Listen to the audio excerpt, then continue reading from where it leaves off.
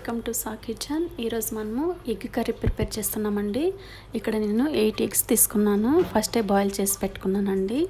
So egg curry ఎలా చేయాలో start చేద్దామండి.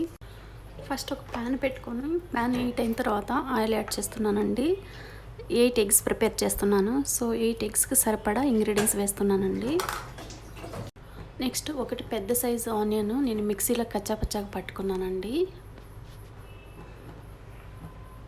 సో ఆయిల్ హీట్ అయిన తర్వాత ఆనియన్ యాడ్ చేస్తున్నానండి.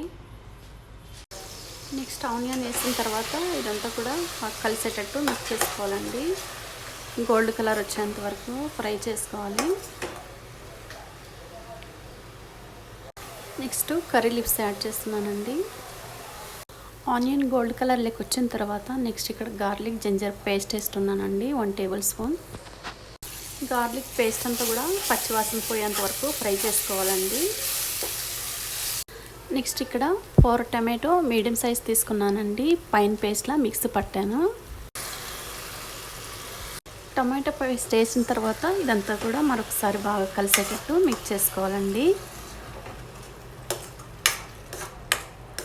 ఈ టమాటా పేస్ట్ అంతా కూడా ఆయిల్ సపరేట్ అయ్యేంత వరకు మనం ఫ్రై చేసుకోవాలండి.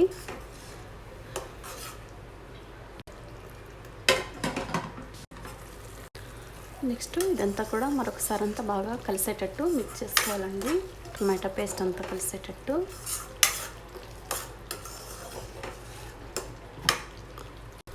నెక్స్ట్ టొమాటో అంతా ఫ్రై అయిన తర్వాత నెక్స్ట్ నేను ఇక్కడ 1/2 tablespoon tasty salt 1/2 tablespoon add చేస్తున్నానండి.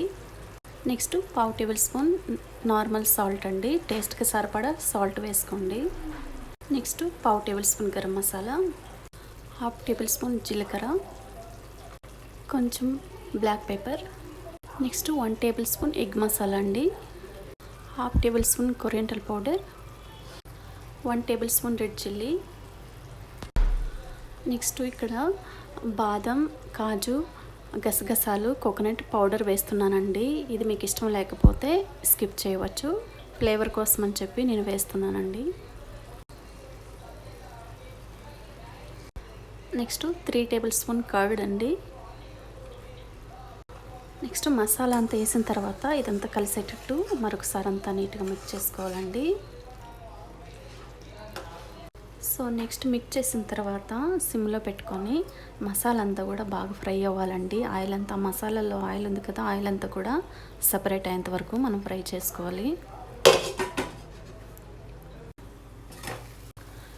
నెక్స్ట్ ఈ మసాలా అంతా కూడా బాగా ఫ్రై అయింది కదండి. మనకు చూడండి ఆయిల్ అంతా సపరేట్ అవుతుంది కదా. సో మసాలా అంతా బాగా ఫ్రై అయిన తర్వాత నెక్స్ట్ మనము ఎగ్స్ యాడ్ చేస్తున్నామండి.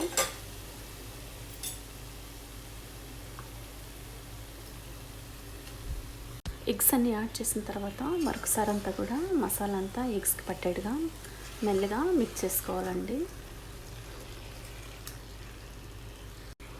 నెక్స్ట్ నేను ఇక్కడ హాట్ వాటర్ యాడ్ చేస్తున్నానండి, ఒక 300 ml. ఎందుకంటే అలా అయినా కూడా ఎగ్ కర్రీ చేసుకోవచ్చు. నేను చపాతీ చేశాను, చపాతీలకి కొంచెం లిక్విడ్గా ఉండాలి కదా. సో అందుకని చెప్పి నేను 300 ml వాటర్ యాడ్ చేస్తున్నానండి. నెక్స్ట్ ఎగ్స్ అన్నీ బాగా మిక్స్ చేసుకున్న తర్వాత కవర్ పెట్టి ఒక 5 minutes కుక్ చేసుకోవాలండి. సో నెక్స్ట్ 5 minutes తర్వాత నేను కొంచెం కొత్తిమీర యాడ్ చేస్తున్నానండి లైట్గా. సో నెక్స్ట్ కొత్తిమీర అంతా కూడా మరొకసారి అంతా బాగా కలిసేటట్టు మిక్స్ చేసుకోవాలండి. ఆల్మోస్ట్ మనకు ఎగ్ కర్రీ రెడీ అయిపోయిందండి.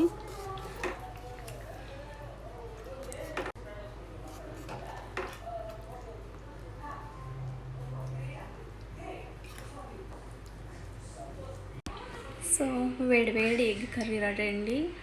ఒకసారి మీరు కూడా ట్రై చేసి మీకు ఎలా వచ్చిందో కామెంట్ సెక్షన్లో కామెంట్ పెట్టండి. అలాగే ఈ వీడియో మీకు నచ్చినట్టయితే like, share, subscribe. Thanks for watching this video.